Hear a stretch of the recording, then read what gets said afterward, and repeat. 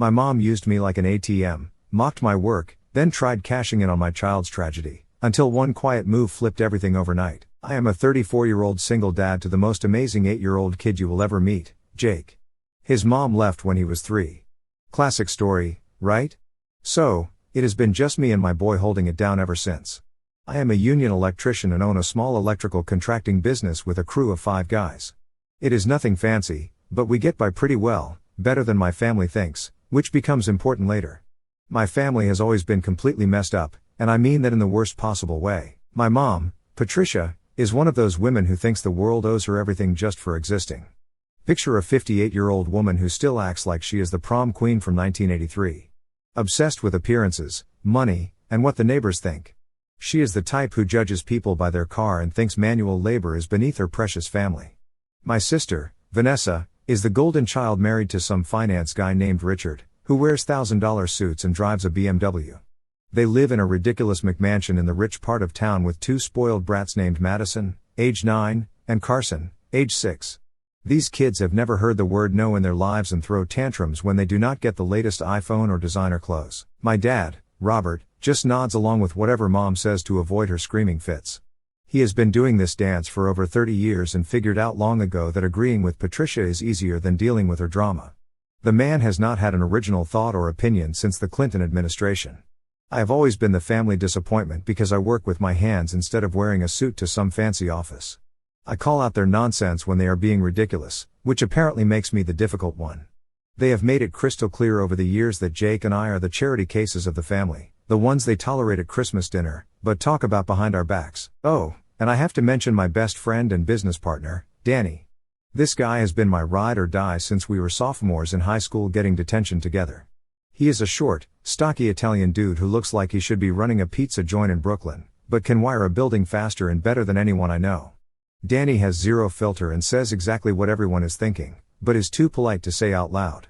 He has been telling me for years that my family is toxic as heck. David, your mom is crazier than a bag of cats, he would say while we are running electrical wire through some office building. And your sister? She has got more red flags than a Chinese military parade. I am telling you, these people are going to screw you over someday. Danny was right, but I always figured family was family, you know. Boy, was I wrong about that. Anyway, last April, about 16 months ago now, I am on a job site finishing up some commercial electrical work for a new medical building when my phone rings. It is Jake's school, and I can tell immediately something is wrong because the principal's voice is shaking like a leaf. She tells me there has been an accident. Some poor guy had a sudden medical emergency while driving and lost consciousness, causing his car to run a red light and T-bone the school bus carrying Jake and 15 other kids. The bus flipped onto its side, and several children were seriously injured. Jake got the worst of it because he was sitting right where the car hit. I do not remember much about getting to the hospital. I know Danny drove my truck because I was completely losing my mind. My hand was shaking so bad I could not even dial my phone properly. What I do remember, clear as day, is the doctor finding me in the waiting room with that look on his face. You know, the one that means your entire world is about to get turned upside down and stomped on. Jake had severe head trauma, internal bleeding, broken ribs, a fractured arm, and a punctured lung. He was in emergency surgery, and they honestly did not know if he would make it through the night. The surgeon told me to prepare for the worst while hoping for the best, which is medical speak for your kid might die, and there is nothing we can do about it. The next 20 hours were just me sitting in that sterile waiting room, drinking terrible hospital coffee that tasted like burnt rubber, and praying to every god I could think of. Even though I am not really a religious guy, I called everyone I could think of, my boss, Jake's teacher, even his little league coach, everyone except my family because I knew they would find a way to make it about themselves. When they finally let me see him after the surgery, my tough little man looked so incredibly small, hooked up to all those machines. There were tubes everywhere, monitors beeping constantly, and a ventilator breathing for him. He was on life support in a medically induced coma, and the doctors could not tell me if he would wake up or what condition he would be in if he did. The neurologist was honest with me. Brain injuries and kids are unpredictable. Jake could wake up completely fine, have permanent disabilities, or never wake up at all. They just had to wait and see. The first night, I finally broke down and called my mom, crying like a baby. Mom, I need you here. Jake is really bad. He might not make it. You know what she said? She sighed like I was interrupting her favorite soap opera or something. Oh, David, you are always so dramatic about everything. Kids are tough. He will bounce back. I cannot just drop everything and drive 4 hours because you are panicking over nothing. Panicking over nothing. My son was in a coma, and she called it panicking over nothing. That should have been my first clue about what kind of people I was dealing with, but grief makes you stupid and desperate. Danny basically moved into the hospital with me that first week. He brought me real food because hospital cafeteria stuff is garbage. He handled all the insurance paperwork because I could not focus on anything, and even convinced the nurses to let him set up a cot in Jake's room so I could sleep next to my boy. Your kid is going to pull through, Danny kept saying, even when the doctors were not so sure. Jake has got your stubborn streak, and Thompson men do not quit. The kid is going to be fine. The nurses loved Danny because he would crack jokes and keep everyone's spirits up even when everything was falling apart around us. Hey nurse, you got any good cafeteria food recommendations? Because this guy, he pointed at me, has been living on vending machine garbage in desperation for 3 days straight. For 3 long days, I lived in that hospital room, holding Jake's small hand and reading him his favorite comic books out loud, hoping he could hear me somewhere in that medically induced coma. The doctor said hearing was often the last sense to go and the first to come back, so I talked to him constantly about everything. School, baseball, the new video game he had been wanting. Then, Friday afternoon happened, and that is when I learned what my family really thought of us. Friday afternoon, I am watching machines keep my son, Jake, alive when my phone buzzes. It is a text from Mom. David, my kitchen sink is leaking again. Come fix it this weekend. Bring your tools. I stared at the text for 10 minutes. My kid is in a coma, and she is worried about plumbing. I texted back, I cannot. I am at the hospital with Jake, who is fighting for his life. Her response, David, you always make everything about yourself with your drama. Just because you cannot handle stress does not mean we stop living. The sink is backed up, and I have book club Tuesday. I laughed bitterly. My sister, Vanessa, jumped in. Mom is right. Kids get hurt all the time. Madison scraped her knee last week and did not make this big deal. Stop being a drama queen. Some of us have actual responsibilities. I replied, Jake is on life support. He might die. How is this drama? My dad chimed in, David, your mom's plumbing is more important than your attention-seeking behavior. You have always been jealous that Vanessa married well. Stop using your son to get sympathy. My own father accused me of using my dying son for attention. Danny walked in, saw my face, and read the messages. Your kid is in a coma, and they want you to fix a sink. David, your family is nuts, but this is next level crazy. That is when the doctor entered, looking uncomfortable. David, I need to tell you about your mother. She called this morning, claiming to be Jake's grandmother, asking about his condition and prognosis. He paused. She asked specific questions about Jake's insurance situation, life insurance policy, and beneficiaries if Jake did not survive. The room spun. What? I asked. She asked about end-of-life options, he continued, taking a breath. She specifically asked about organ donation and financial compensation. Danny started pacing, muttering angrily in Italian. I felt sick. Doctor, what exactly did she say? I pressed. She asked detailed questions about brain death protocols, how long we keep patients on life support, and legal processes for end-of-life decisions. She wanted to know about organ donation compensation, life insurance implications, and funeral cost programs. She asked about killing my son for money. Did you discuss discontinuing Jake's care with your mother? The doctor asked. No, I said.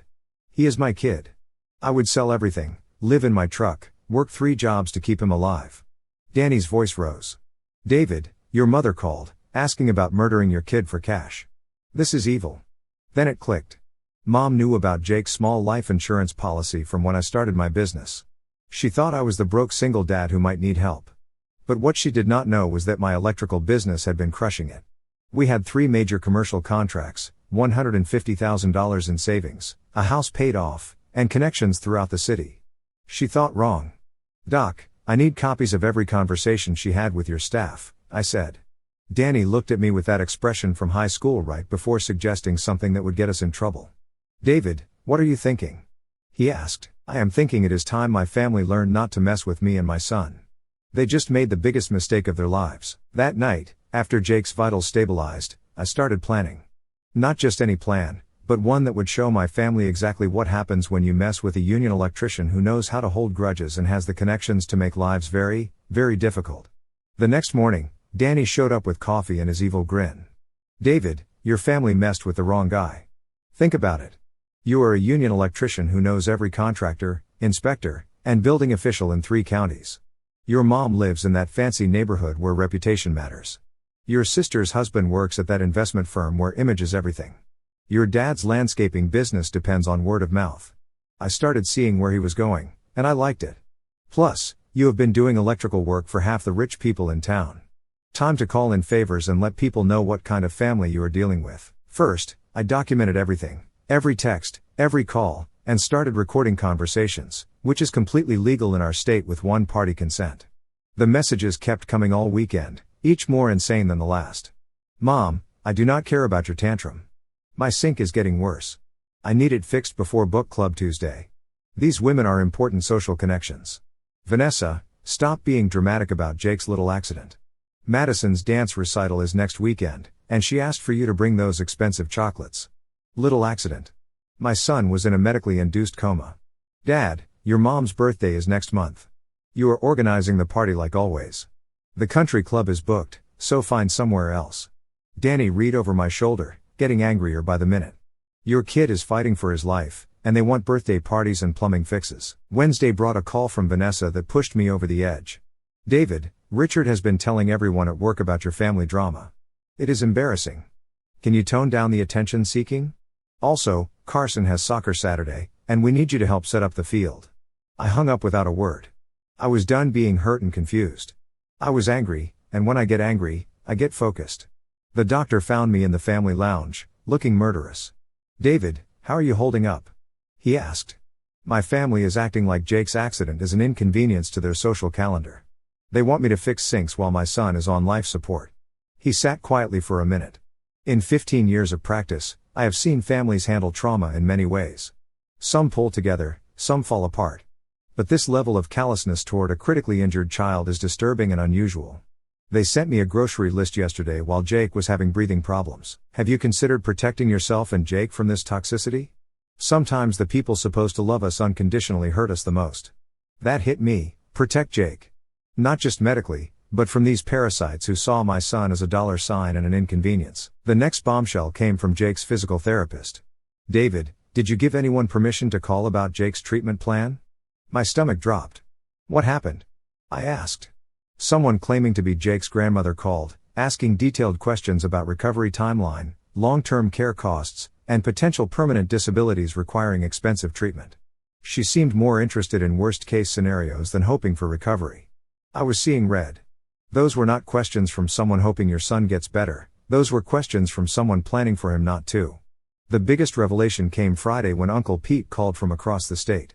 David, I just heard about Jake's accident. How is he doing?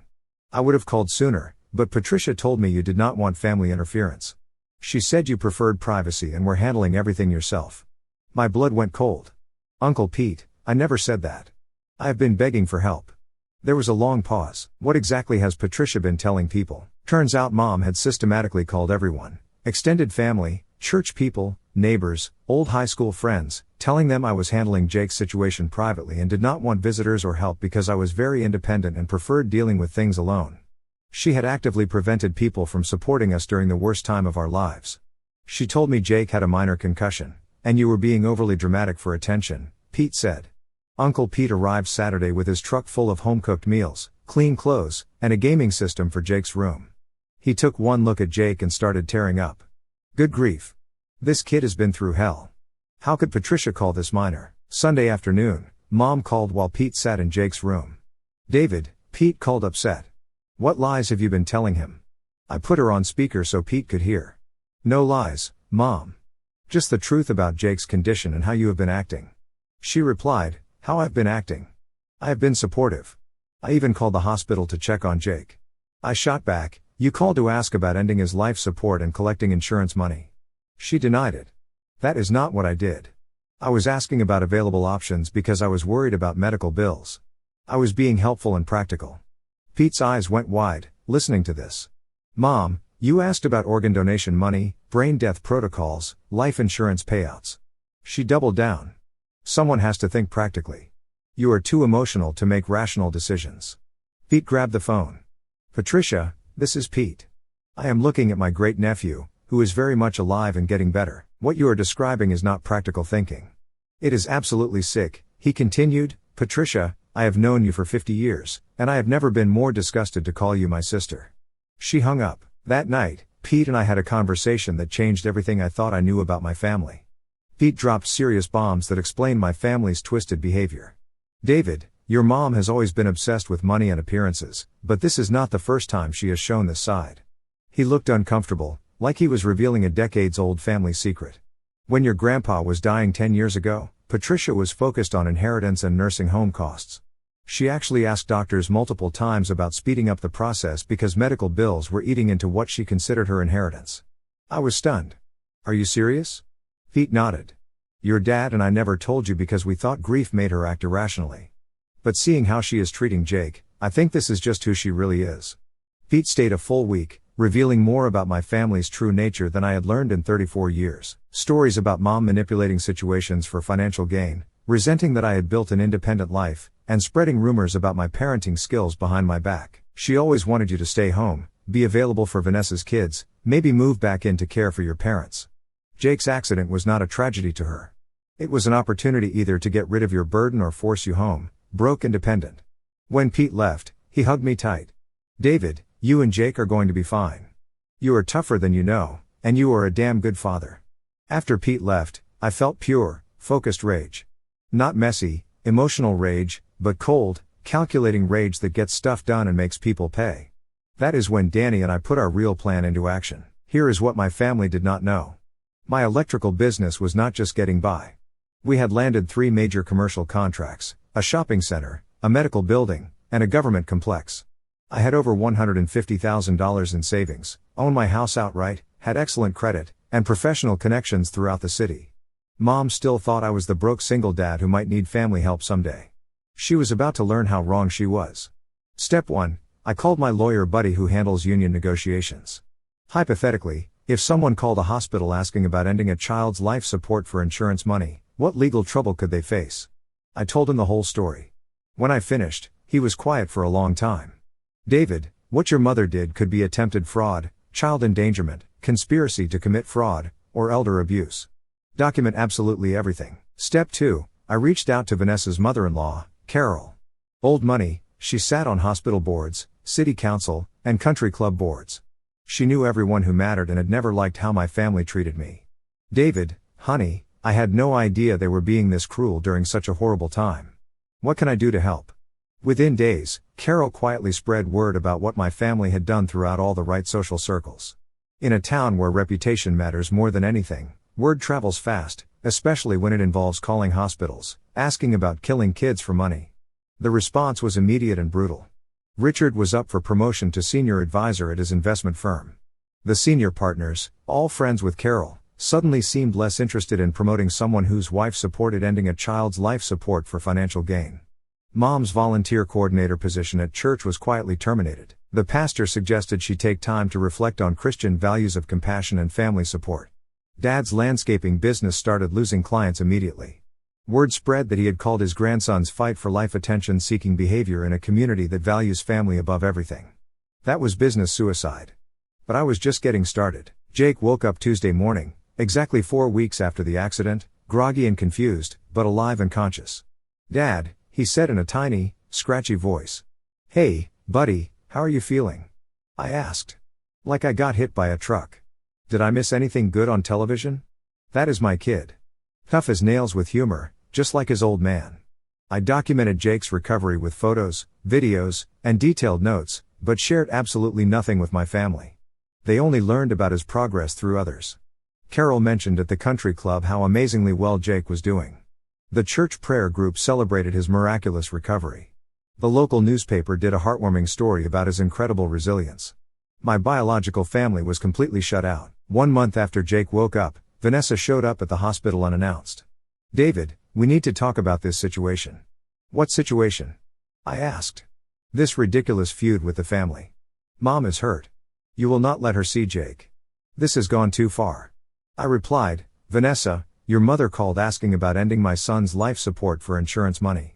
She denied it. That is not what happened. She was asking reasonable questions because she was worried about your finances. She was being helpful. I countered. She asked about organ donation payments, brain death protocols, life insurance payouts. Vanessa's face went pale, but she doubled down. We all know you have been struggling financially since Jake's mom left. This accident is tragic, but you cannot let it ruin your entire life. Sometimes awful things happen for reasons we cannot understand. I stared at my sister, wondering how we could share DNA. Get out of here right now, I said. David, please be reasonable. Get out of my son's room. Get out of this hospital. Get out of our lives completely. Do not ever contact us again. Vanessa left, muttering about how I would regret this stubborn attitude when I really needed family money and support. She had no idea what was coming next. 2 months later, Jake was home and doing physical therapy like an absolute champion. The kid's recovery was nothing short of miraculous. Doctors had warned us he might have permanent cognitive or physical disabilities, but he bounced back faster and stronger than anyone expected. That is when the real consequences started hitting my family like a freight train. Carol called me regularly with updates, and she always sounded like she was enjoying herself. David, honey, you should know Vanessa and Richard are having some very serious marital problems. Turns out the stress of Richard's sudden career troubles, combined with the intense social judgment about their heartless behavior during Jake's crisis, was destroying their marriage. Richard's investment firm had quietly pushed him aside after losing several major clients who did not want to be associated with someone whose family supported ending a child's life support for money. But here is the really interesting part, Carol continued with obvious satisfaction. Vanessa has been having an affair with her tennis instructor, some young guy named Brad. Richard found out, filed for divorce, and he is going for full custody of both kids. Your text messages about Jake's accident are being used as primary evidence of her character and fitness as a mother in family court. The custody hearing was brutal. Richard's lawyer read Vanessa's text messages aloud in open court in front of the judge, court reporters, and a packed gallery. Stop being so dramatic about Jake's little accident. Kids get hurt all the time. The judge's face when he heard that testimony was reportedly something to behold. Vanessa lost primary custody immediately and only got supervised visitation rights until she completed extensive parenting classes and psychological counseling. Meanwhile, Dad's landscaping business was hemorrhaging money and clients. His biggest client, a luxury housing development worth over $200,000 annually, dropped him immediately after the project manager, whose own kid had been in a serious accident a few years back, told him directly, "I cannot in good conscience work with someone who abandons their own family during a medical emergency." Within 6 months, Dad had lost over 70% of his business and was struggling to pay basic bills. But the absolute best part of the whole situation, Mom tried to take out a second mortgage on their house to pay for Vanessa's expensive divorce lawyer. The bank denied her application specifically because of her reputation in the community. Turns out trying to convince doctors to kill your grandson for insurance money does not make you a good credit risk in the eyes of local loan officers. 3 months after Jake's accident, I got a pathetic text from Mom. "David, I think there has been a terrible misunderstanding about everything. I never meant any harm to anyone. Jake is my grandson, and I love him very much. Can we please talk and work this out?" I stared at that message for about 30 seconds, then deleted it without responding. 6 months later, my parents were forced to sell their house because they could not afford the mortgage payments anymore. Dad's failed business, combined with massive legal fees from fighting my restraining order and Vanessa's brutal divorce costs, had left them completely broke. They moved into a crappy 2-bedroom apartment across town, in a bad neighborhood. Meanwhile, Jake and I were thriving in our new life. The other families from the bus accident had become like an extended family to us. We understood each other's trauma in ways my biological family never could or would. Jake was back in school full-time, playing Little League baseball again, and just being a normal, happy kid. I started dating Sarah, a paramedic who had responded to Jake's accident call. She was tough, funny, incredibly smart, and Jake absolutely loved her from day one. "Dad, she is almost as cool as you," he told me one day, which an 8-year-old speak meant she was pretty awesome. Danny got promoted to foreman on our biggest commercial project, and business was booming so much that we hired 2 more electricians and bought additional work trucks. We landed a massive contract to wire the new hospital expansion. Yeah, the same hospital where Jake was treated. Life has a funny sense of irony sometimes. The final piece of my revenge plan was still coming together. Carol introduced me to her nephew, who worked in commercial real estate development. Turns out there was a perfect property for sale, a small office building that would be ideal for expanding my electrical contracting business and establishing a permanent headquarters. The building was owned by my dad's former business partner, who was looking to sell quickly after Dad had screwed him over years ago in some shady deal I had never known about until Pete told me the whole story. I bought the building with cash. I did not even need to apply for a loan. About a year after the accident, I started getting increasingly desperate phone calls from my family members. Mom, David, please. We really need your help. We are 3 months behind on rent, and your father's health is not good. The stress has been terrible for both of us. Vanessa, David, I know we have had our problems, but I am desperate here. I am barely seeing Madison and Carson anymore, and Richard is being absolutely vindictive about everything. Can you please lend me money for a better lawyer? Dad, son, I know things got heated between us, but family should stick together when times get tough. I need work, and I know you have got connections throughout the city now. I ignored every single one of their calls and blocked their numbers. About 14 months after Jake's accident, I am at the office, going over electrical blueprints with Danny, when my phone rings. It is Uncle Pete, and he sounds excited. David, are you sitting down? Your mom is in some very serious legal trouble. Turns out Mom had been getting increasingly desperate for money and decided to try filing a fraudulent insurance claim. She reported that all her expensive jewelry had been stolen during a break-in. The problem was she had actually pawned all of it months earlier to pay bills, and the insurance investigator found all the pawn shop receipts during their investigation. She is being charged with insurance fraud, filing false police reports, and perjury. She could face up to 5 years in prison. But that was not all the news Pete had. Your dad collapsed on a job site last week. Massive heart attack. He survived, but the doctors say he cannot do physical work anymore.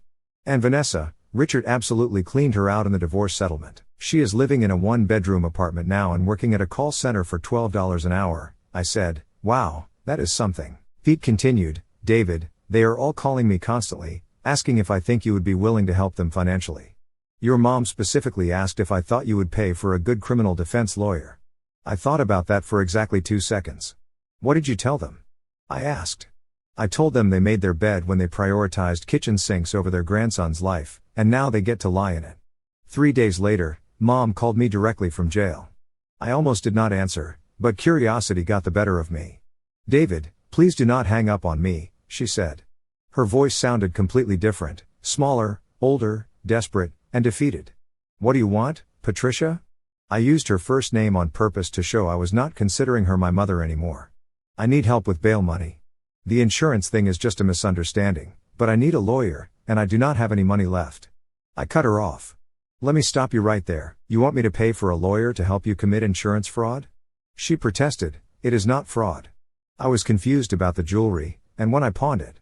I replied, like you were confused when you called the hospital asking about killing Jake for money? Complete silence on the other end. David, I know I made some mistakes, but I am still your mother. Family is supposed to help family during difficult times, I said. You are absolutely right about that. Family does help family. Where was that energy when Jake was dying in the hospital? She claimed, that was different, and you know it. I shot back, no, it absolutely was not different. You showed me exactly who you really are. You prioritized your kitchen sink over my son's life. You asked doctors about ending his life support for insurance money. You called his fight for survival attention-seeking behavior. I could hear her crying on the other end. Good. You want to know what is really funny about this whole situation, Patricia? You thought I was broke this entire time. You thought I needed your help and support. You had absolutely no idea my business was pulling in over $300,000 a year. You could have been part of Jake's life, part of our success story. Instead, you chose to be a greedy, heartless person who saw dollar signs when she looked at her dying grandson. She begged, David, please, I am begging you, I said, I am completely done with you. Do not call me again. A week later, Vanessa called from yet another number. David, I know you are angry with all of us, but I am absolutely desperate here. I can barely afford my apartment rent, and I am only seeing Madison and Carson every other weekend with a court-appointed supervisor. Richard is being completely cruel about everything. I just need a loan, $15,000 for a better family lawyer. I will pay you back as soon as I can get back on my feet. I cut her off. Stop talking right now. She pleaded, I just need help getting my kids back, I said. Vanessa, do you remember exactly what you said to me in the hospital while Jake was unconscious? She replied, I was upset and scared and not thinking clearly. I reminded her, you said Jake's accident happened for a reason. You called it a little accident while he was in a coma, fighting for his life. You told me to stop being dramatic while my son was hooked up to life support machines. She claimed, I did not mean any of that. I said, you showed me exactly who you are when things get difficult, and now you want me to pay $15,000 to help you? Here is my counteroffer, go pound sand. I hung up and blocked that number, too. Dad was the last one to call about 6 months later. His voice was weak and shaky. "David, I know we have had our differences, but I am really sick, and I need help. The medical bills are piling up, and we cannot afford the medications." I replied, "Dad, you told me my son's fight for life was attention-seeking behavior. You said Mom's plumbing was more important than Jake dying. You want my help now?" He said, "I was wrong about everything. I was scared and said stupid things I did not mean." I shot back, "You were scared? How do you think I felt watching my son hooked up to machines for weeks, not knowing if he would ever wake up or what condition he would be in?" He begged, "Son, please, I am begging you." I said, "I am not your son anymore. Real sons get supported when their kids are dying. Real sons do not get accused of attention seeking during the worst moments of their lives." The best part about all these conversations, they all happened while Jake was in the background, completely healthy and happy, playing video games, doing homework, or practicing guitar.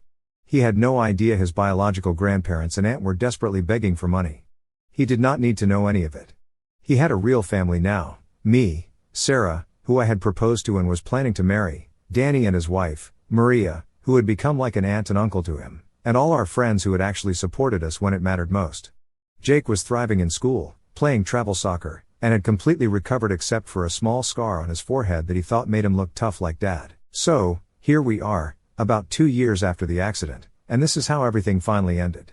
Jake is now 10 years old, completely recovered, and honestly, the coolest kid I know.